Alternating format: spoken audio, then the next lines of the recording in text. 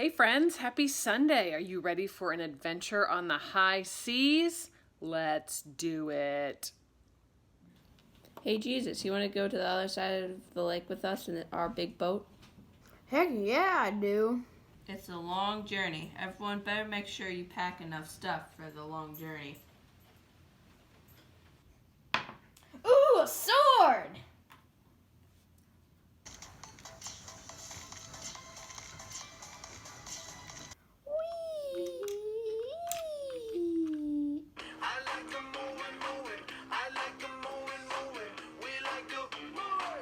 Would you like some tea? Would you like some tea? Would you like some tea? Would you like some tea?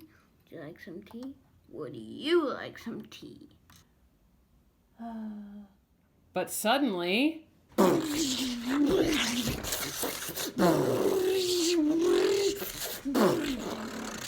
but Jesus was asleep on a cushion at the front of the boat. Oh, look how cute he is asleep. Jesus, wake up! We're all gonna die because of this crazy storm! Lightning, my man, could you please stop making a thunderstorm? Why were you so afraid? Didn't you have faith in me?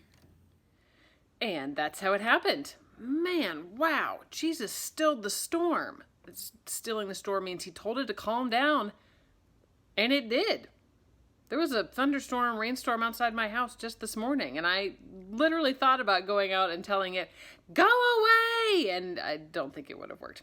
Anyway, that's amazing. What a fantastic trick that Jesus did. How did he do that? Also, who is this guy? Like, this is really early on in his relationship with the disciples. Like, they just met, and now they're on this boat trip, and he stills the storm. Like, can you imagine, like, you just met somebody on the playground and like 2 days later they're like, hey, check this trick out. I mean, would you make that face? Or, yeah. Jesus also, he's the Son of God, and so presumably he's not going to let the ship wreck in the middle of the storm. So that's fair. But they don't know that. They don't know that. So he says, hey, why didn't you have faith? And they're like, 'cause we just met you, dude. I mean, you seem pretty cool. Seem like there's a lot of stuff going on here, but like, I've never seen this happen before. So my son Jackson, you know him, he's great, just turned 9. Jackson says he thinks this story is about how you can trust some people sometimes, even when they don't seem trustworthy. Right? So Jesus asleep on the cushion in the middle of the storm, and the disciples like probably running around like chickens with their heads cut off going, what do we do? Oh my gosh, throw things overboard, help, help. And this dude's asleep. Like, does he seem like the person that you should go to ask for help? Is he going to be trustworthy? Is he somebody you can put your faith in? Jackson says that's part of what the story is about.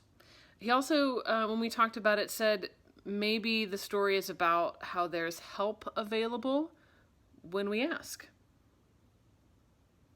So then that makes me ask a couple of questions. Are we meant to just trust God no matter what in every situation and not do anything? Because it seems to be what Jesus was suggesting there, right? Why did you come wake me up? I guess we could have just sat on the boat in the middle of the storm and hoped for the best. Maybe. Or are we meant to call on God? Are we meant to wake God up and say, hey, we're about to die, help?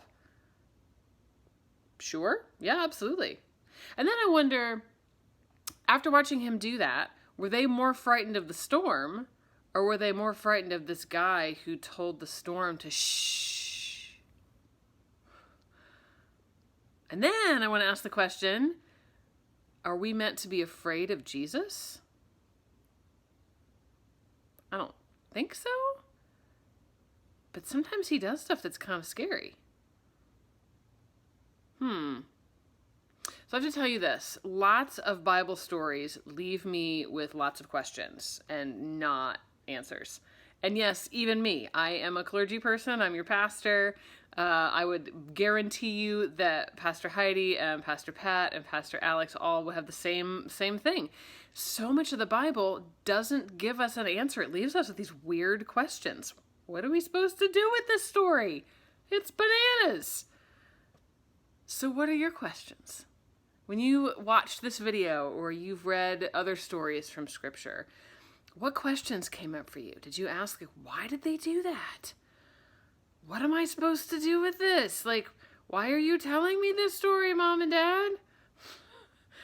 I would love to know what those questions are.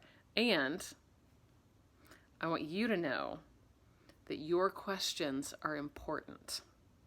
Not just like something that happens that maybe irritates people. Questions are so important. So I hope you keep asking them.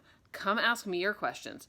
Parents, kids, I may not have an answer, but that's how we get to deeper truth and deeper love, is asking those questions.